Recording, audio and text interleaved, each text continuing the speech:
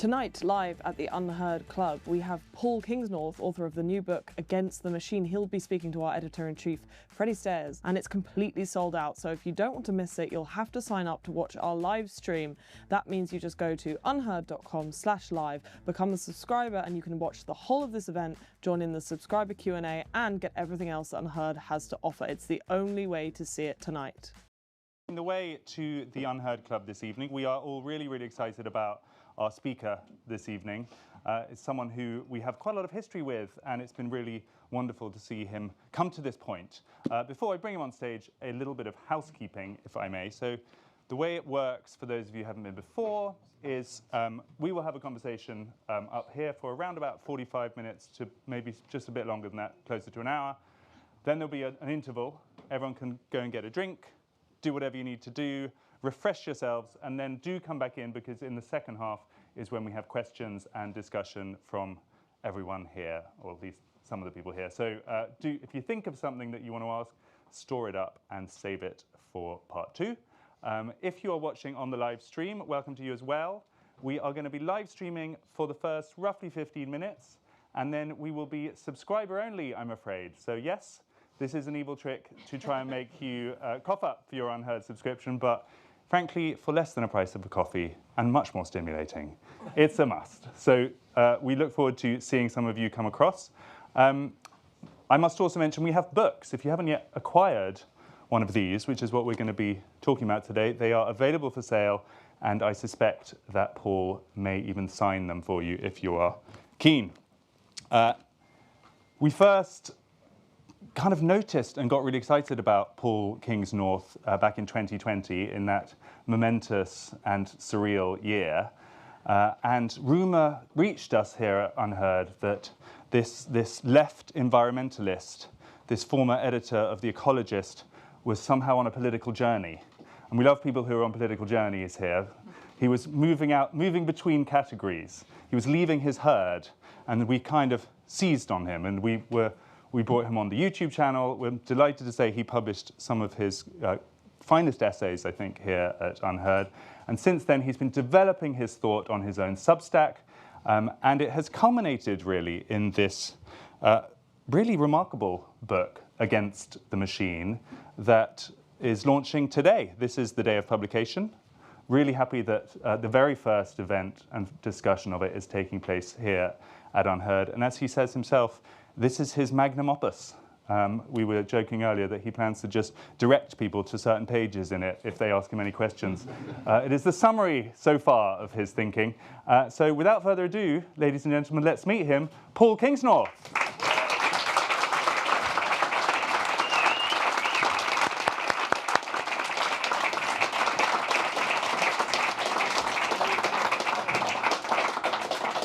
I feel like a rock star now. Yeah. I don't know how this happened.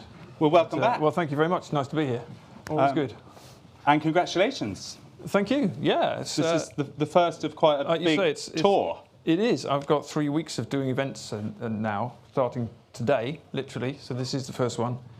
And then I'm going to America tomorrow, and then I'm back in 3 weeks, and then I've got some British events coming up in November. So I'll be absolutely sick of the book by the end of that. Yeah, and also we get you before you've practiced your answers. Yeah, if you come to the end of the tour, I'll be terrible, but I'm still fresh. What you're seeing here this evening is the authentic first responses to these questions. Good or not, we'll see. You cover an enormous amount in this book, and we won't be able to kind of go through every chapter, but I thought the best thing to do is to begin by laying out the thesis, essentially. And what struck me is that it begins with a feeling. And what I mean by that is, like so much of your writing, there's a sense that you have always had a kind of alienation from the modern world, some profound sense of loss or yearning to get back to something that perhaps we had before. Tell us about that feeling, and has it always been with you? Yeah, I think it does start with a feeling. I think most of my writing starts with a feeling or with an intuition. That seems to be the kind of writer I am. I'm not an academic writer. The intuition comes first, and then I follow the intuition to see where it comes from and what it is and why I feel like that. And you said it was my magnum opus, which I sort of jokingly say, but it's also true. I mean, I've written, I think it's 11 books now. fiction and non-fiction and poetry, and all of them, especially the non-fiction, are circling around this thing I've ended up calling the machine here. And we can talk about why I call it the machine in a minute, if you like. But it is a feeling. It's a sense that we are living inside something that is quite inhuman and becoming more and more inhuman.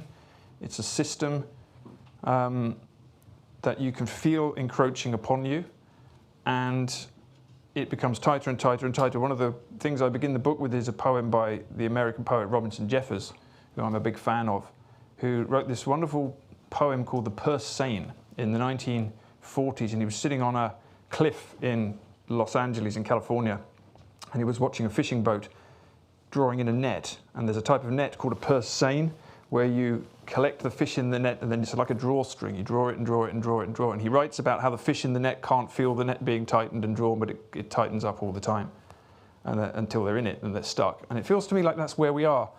And something else I say in the book, of course, is that the net is what we spend most of our time on now. If you call it the net and you call it the web, maybe you want to think about whether it's catching you, whether you're the prey. So there is a feeling, there's a sense that certainly something is gathering around us, but also we're actually losing things that make us human, which is why the subtitle of this book is on the unmaking of humanity. This is not an original observation, needless to say. I start the book by talking about the many writers that have used this phrase, the machine, before me. It's not my phrase. I consider myself, hopefully, to be writing in this tradition. This is something that's been going on for hundreds of years, at least since the Industrial Revolution. People can feel this thing tightening around us, and it's been tightening around us. And we normalise it all the time. So, I mean, I'm very struck when I come into London, because I live in the west of Ireland, and every time I come to London, it's become more machine-like, right? So you can walk through the airport now, go into a cafe in the airport. There aren't any menus anymore. There's a little QR code on the table. You have to scan it to find out what the menu is. There are cameras everywhere. You're constantly being monitored. Everything's got a hotel room where you have to fiddle with an iPad in order to close the curtains, all sorts of stuff like this, which is just normal now. And it wasn't normal 5 years ago. And it's become more and more impossible to survive without being hooked into this technological web that's just growing around us. And the question I've always had is, what does that take away? We know what it gives us. We can decide whether we like what it gives us. It gives us some good things and some bad things, but what do we lose? I think most people can feel that we're losing something or a set of things that are quite important to what it means to be human. And sometimes you have to step outside it to try and look inside it to see what it is that's being taken away. Because if you're in the purse seine net being slowly drawn in, it's like boiling a frog or something, to mix the metaphors and the images. It's happening quite slowly, but something's being drained away at the same time. So I think that's always the question I've been chasing. What is it that's missing? And is it just missing in me because I'm a weirdo who can't adjust to society, or is it something that actually is objectively happening in a bigger way? I mean, I remember reading Real England, an earlier book of yours, where that was also infused with that same sense that modernity, the kind of carapace of technology and concrete that was covering the kind of authentic country of England, you had a very strong negative reaction to. I mean, if someone says, "Do you hate modernity?" what would you reply? Well, the easy answer is yes, but but we've got an hour, so I probably have to say more than that, don't I, so you get your money's worth. But I would just say it's remarkable that you do say that. Well, I mean, look, what is modernity? What are we talking about here? Are we talking about a historical time period that we could maybe date from a particular period, maybe the Enlightenment or the Scientific Revolution or the end of the Middle Ages or something like that? Or are we talking about a way of seeing? I prefer to see modernity as a way of seeing. And it's the way of seeing that in the book is I often refer to it as machine modernity. And it's a way of seeing that I think leads to the dominance of a particular perspective that we have. One of the people I talk in the book about a lot of other writers. I spend a lot of time reviewing the history and other writers who talked about this as a way to kind of build on it. One of the writers I talk about is Ian McGilchrist, who you've talked to here before. Yeah. Who is very brilliant, and many of you may know him. Ian McGilchrist's way of looking at this, and Ian McGilchrist's new book, which is a 2-volume book called The Matter with Things, the appendix of that book is bigger than my entire book. So, and I'm not equipped to judge his science, but he has this great theory about the hemispheres of the brain. The left hemisphere sees the parts, and the right hemisphere sees the whole. The part of the brain that sees the parts is supposed to be in service to the part that sees the whole.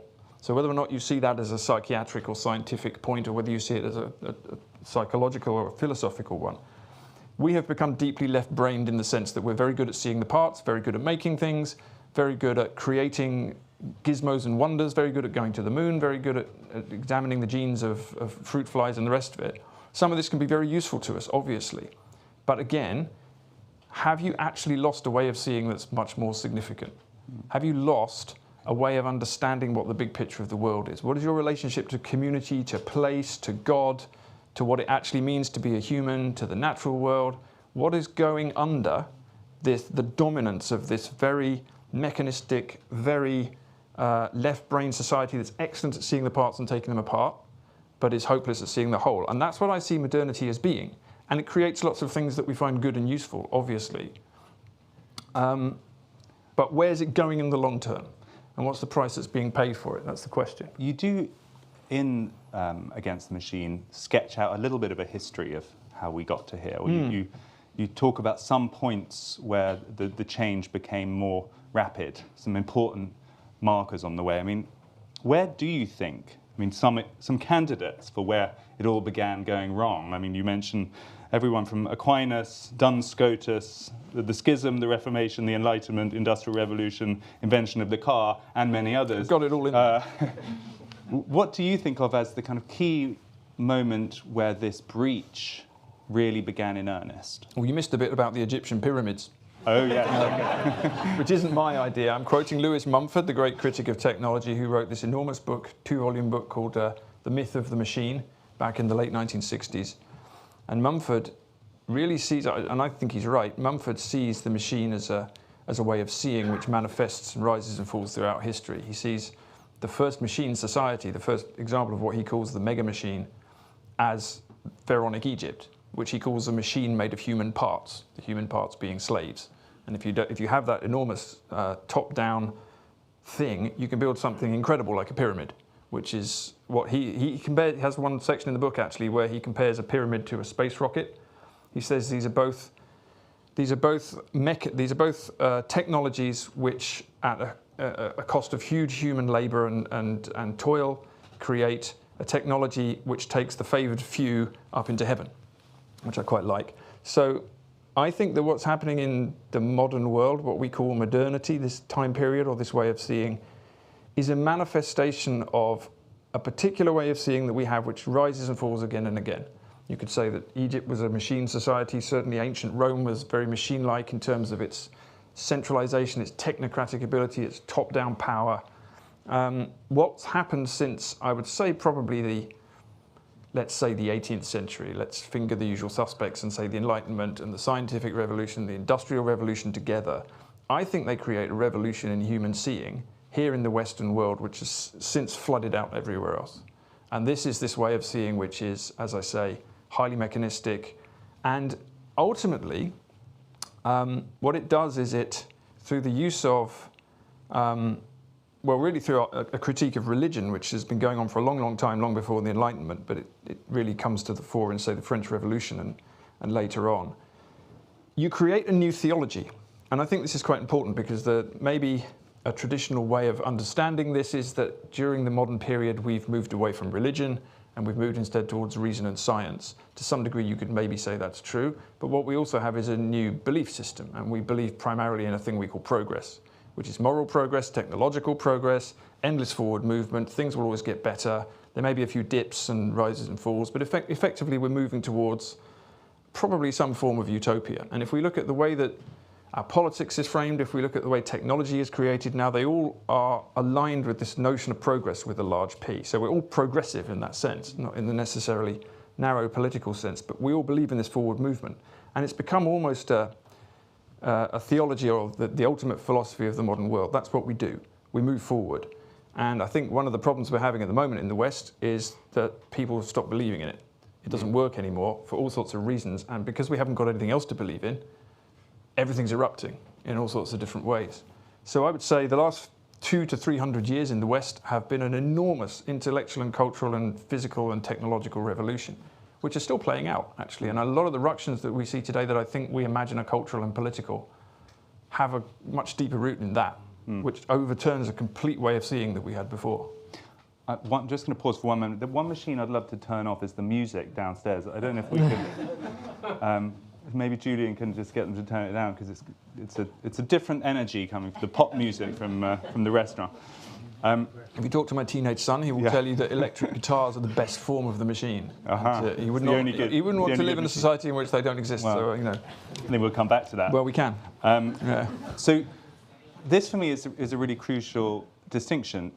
Is this new, or was it ever thus? And I suspect on this long book tour you're now going to go, people will ask you varieties of this same question, which is that, has it not always been true throughout the ages that there are people such as yourself who yearn for the simpler purity, the oneness of the past? I mean, Ovid was writing about the Golden Age, and William Morris, and you could find characters throughout history.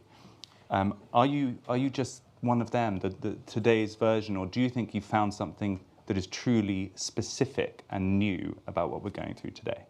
Well, I don't mind being compared with Ovid. That's okay. I mean, look, firstly, I don't believe in purity, so you have to be careful. The temptation when you talk like this is to find a particular period in the past and start to romanticize that and say, well, everything was great then. And probably, if we're honest, all of us can find a period in history that we'd prefer to live in. It's quite a fun sort of pub question or something after you've had a pint or two. What would yours be? Where would you actually live? It's a very good question, actually. I thought about this. I think it's a kind of combination of rural England before World War I and the Paleolithic 30,000 years ago. So it's kind of rural England pre-war, but with mammoths. So discovering which I think would be great. Maybe, Someone once told me I should write a novel about that, which I think would actually be fun. But so you can do that, but it's, you know, you won't find a period in history in which there aren't all the usual human problems, but they are different. So I don't think you can say 'twas ever thus, because it wasn't ever thus. Societies have been very different. Medieval Europe was very different. Aboriginal Australia is radically different. You know, Native American cultures are radically different. Pre-Christian Europe was radically different. So cultures have very, very different values and different ways of relating to nature. But I think you still can say, in a very general sense, that the modern way of seeing divorces us from things which most pre-modern ways of seeing have taken for granted. I try and categorize this in the book in a very machine-like way, actually. I call it the 4 Ps, which are people, place, prayer, and the past. And I say, well, if you look at most cultures throughout most times, they're based on a combination of those 4 things, right? So there's a people, there's a community that you're part of, there's the place, there's your relationship to nature, which is the place you're in, maybe the place you come from, maybe the place you've arrived in, but you're in it in a way that allows you to have a relationship with the natural world. There's prayer, which is your relationship to God. And there's the past, which is your sense that you're in a tradition, that you're coming from somewhere and therefore you're going somewhere. And I think most cultures throughout most times have existed in a kind of matrix of those 4 things. And the modern world systematically uproots them all and replaces them with consumerism and ideologies and progressive theologies and ultimately technology, which is the way that we try and manifest the myth of progress. So I think you can say there's something I agree with Ian McGilchrist on this one, actually. There is something radically revolutionary about the way we see. And it's not normal, even though there have been many different cultures and many different rises and falls of things and all sorts of problems in all sorts of ways in the past. I think we see the world quite differently to the way most people have always seen it. And is that connected to the globalized nature of our culture? You trace 1850 as a key year in England, where more people lived in cities than in the country, and those cities then became what you call a grid of similar cosmopolis that kind of eventually covered the whole surface of the earth. Is the globalized nature of our culture part of what makes it distinct, do you think? Well, I think maybe, but also, you know, there have always been empires. There have always been, you know, the empires of Alexander the Great, or the empires of Rome, or indeed the empires of certain Native American kingdoms, or the Aztecs. So it's humans expanding their range into lots of different places is not new. But what we're calling globalization now is really the spread of commerce and the spread of this way of seeing around the world, which the European empires do very effectively in the 18th and 19th centuries. There's a chapter in there in which I talk about the way that the Americans bust open Japan in the 1860s. They turn up with their black ships and basically threaten them and say, we're coming to introduce a market economy into this, what is effectively a very traditional, very hidebound samurai society. And the Americans turn up. The Japanese have been They've literally had their borders closed. I mean, Donald Trump's got nothing on them. They've had their borders closed for 100 years. They won't let anyone in, and they barely let anyone out. And suddenly these Americans turn up with these steamships and guns, and they say, right, we need a trade treaty, otherwise we're invading, effectively. And they're forced to break everything open, and their society effectively collapses. There's a bit of a revolution. The Japanese realize they have to modernize, and so they start modernizing very fast. And once you have this technology, and once you have this way of seeing, which is extremely commercial, very progressive, very profit-driven, very universalist in the sense that you believe these values are universal, and also you just want stuff. Globalization is inevitable because you will just go everywhere, and you will take this stuff where you can take it, and if you have advanced military technology, you'll be able to colonize whoever hasn't got it. So globalization has been going on for a long time. For a long time, people in the West benefited from it, and now people in the West are also getting shafted by it, which is why there's a culture war, one of the reasons there's a culture war at the moment. So yes, that kind of machine globalization, the spread of this way of seeing out of where it comes from, which is effectively Western Europe, to everywhere else on Earth where it now is probably inevitable once you get that level of technological development. And once you discover fossil fuels, which I think are maybe the really big thing that globalizes this whole thing and makes the machine age radically different. The discovery of coal and oil gives us an enormous amount of power that no society's ever had. You know, everything in the past has had to be run on water power or wood power, or maybe, you know, scraping up a bit of coal from the top of the land. But once you can mine fossil fuels and dig oil wells and use that to power society, you've got a level of power that you've never had before. And that's another thing that makes it unprecedented. When you chart the story of this monster almost that began with the cities and the spread, but then really fast forwarded with modern technology, and what is quite striking and very different, I think, about the way you see it is we're very used to people complaining about people having too much screen time and the deleterious effects of apps and that kind of stuff, but you really seem to see the spread of modern technology, perhaps culminating in AI, or that's its latest stage, really as something devilish, a kind of spirit almost. I just want to read one sentence from your book. Imagine that some being of pure materiality, some being opposed to the good, some ice-cold intelligence from an ice-cold realm, were trying to manifest itself here.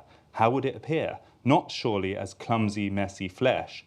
Better to inhabit, to become a network of wires and cobalt, of billions of tiny silicon brains, each connected to a human brain, whose energy and power and information and impulses and thoughts and feelings could all be harvested to form the substrate of an entirely new being. So it's a being. Well, I'm writing there about Rudolf Steiner and his theory about Ahriman, this great manifestation of this icy being. And I've got a couple of chapters where I try to get to the heart of what probably more than 2 chapters actually, because this really interests me, the spiritual roots of what's going on in digital tech, which is moving towards AI. Because I don't think you can see this in purely material terms as a collection of ones and zeros in a machine, or just, you know, capitalism doing what it does, profiteering. I mean, those things are all true. But if you listen to the people who are in Silicon Valley really pushing the creation of superhuman intelligences, they all talk like prophets or priests or religious philosophers. So Ray Kurzweil, who's the great prophet of the singularity, who wrote a book many years ago called The Age of Spiritual Machines. He's always talking about the singularity, the point at which machines become more intelligent than us and basically run away with themselves. He was once asked, does God exist? And he said, not yet. And there's a lot of quotes in the book from people like this. They talk about making God. They say they're building God. They say, journalist Ezra Klein in the New York Times actually went around to a bunch of AI developers. And you may have seen lots and lots of warnings from people about how AI could become super intelligent and destroy us. Many of those warnings are coming from the people creating it. This is the really disturbing and sinister thing. It's not just weirdos like me saying this is bad. It's the people creating this stuff who are saying, we don't know why it's doing this. We don't know how it works. Something's happening. So Ezra Klein went to a bunch of these people and he said, given that you are warning us that this could destroy the world, why are you creating it? And he said they couldn't really answer the question, but they ended up more or less feeling that they had a responsibility to usher this new being into the world, right? So if you start to see this in spiritual terms, you go, they're all talking about making God, creating God, ushering in new beings. We've got super intelligences being created. Nobody really knows how they work. They're already talking to each other in ways people can't understand.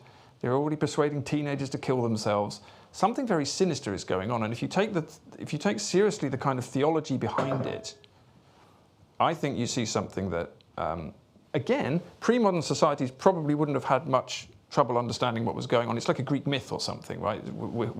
Or indeed it's like the book of Genesis, where the serpent says, well, why don't you just eat that apple? Why don't you just take the fruit of the knowledge of good and evil, and you shall become as gods, which is the promise right at the beginning of the Christian and the Jewish creation myth. If you rebel against God, you can be God yourself. That's what we're doing. We're trying to create God, make God, live forever. These people all talk like this. And Marshall McLuhan, actually, years ago, in his great book about media and technology, Understanding Media, he said that digital technology was in the process of creating a central nervous system for something that was manifesting. So quite how you see that, however you see that, I think there's something going on. How do you see that? Well, I don't know. Because I don't know. Is this just the excitable rhetoric of Silicon Valley technicians, or do you think so. There is an external force of some kind that is being made manifest? Well, I'm a Christian, so I do believe in external forces of evil, yes. I don't want to get too carried away with that, because it's very easy to predict the rise of the Antichrist every 5 minutes. Okay. That's been happening quite a lot for a couple of thousand years. Actually, my American publisher emailed me today, and she said, congratulations on the book publication. You may not know this, but according to some American evangelicals, today is the day on which the world is officially going to end. Oh dear. Yeah, and I said, well, not before the book's come out, surely. This is it's so unfair. So so you have to be a bit careful with the kind of religious rhetoric, not to get carried away. But I do. The more I get engaged in this, I tend to see the internet these days as a giant Ouija board, honestly, with all sorts of things coming through it. So who knows what exactly is going on? To come back to your first question, it's kind of a feeling, it's an intuition. I'm not trying to prove anything. But I think given that all these people talk in spiritual terms about this stuff, we should see it in spiritual terms. And even if we don't want to talk about things manifesting through technology, we can certainly see our relationship to technology and our addiction to it and the way it controls us and the way it controls our children actually as a spiritual matter in terms of the way we might have a relationship to God, the way we have a relationship to our culture, to our families, to our children. That's all affected by this, the actual deliberately manufactured addiction to this stuff. And is also affected by the fact that the people who are creating these technologies, which we all now have to use, whether we like it or not, believe in these things. They actually are trying to push this stuff in a direction that's not just about making a ton of money, although of course they want to do that. It's they're trying to create superhuman intelligences because they actually believe these things will save the world, make the world better, allow us to be immortal, solve all the world's problems. I mean, the one appealing argument I have heard from them is that if we were to replace all our politicians with AIs, they'd probably do a better job, which, but I mean, there's something to it. I just want to ask one more time about this, because I feel it's such a, and I can see that there's a sort of shyness about it, because it's easy to parody or take out of context. But you do take that step in this book, so I feel it's fair. Yeah, totally. That you seem to genuinely think that a dark force, a devilish force, you name it the Antichrist, is kind of evident in the gathering of the technological noose around us. I mean, you say these machines are not just machines, they are something else, a body whose mind is in the process of developing, a body beginning to come to life. I mean, I think that's true. Yeah, no, I'll stand by that. I don't know what the mind is. I don't know whether the mind is something, or whether it is Antichrist, or whether it is Ahriman, or whether it's something demonic, or whether it's something that humans can create as they're trying to create it. I'm not sure we're actually capable of creating a mind, even though we think we are. But I have the strong sense that something quite dark is happening. Yeah, I mean, I wouldn't necessarily want to put a name to it, but I mean, let's just see what happens over the next 5 years, because either AI is going to be a bubble that bursts and we've all just made a big fuss about nothing, or we're going to be moving into very uncharted territory, I would say. So yeah, I do think there's something going on there. I mean, it's interesting that you quote this back to me, because when I started writing the book, I didn't expect it to go in that direction. And then the more I did the reading and the more I did the studying and the more I examined what was going on, I thought, I think there's something going on at a level that that we don't usually talk about, so what the hell, I'm just going to say it. And you have. You have. You've taken a step. If you're seeing my face now, I'm afraid that means it's the end of your 15-minute preview. But if you want to continue watching this live event with Paul Kingsnorth, author of Against the Machine, and UnHerd editor-in-chief Freddie Sayers, then it's super simple. All you have to do is subscribe. Go to unherd.com/live and you can pick up exactly where you left off.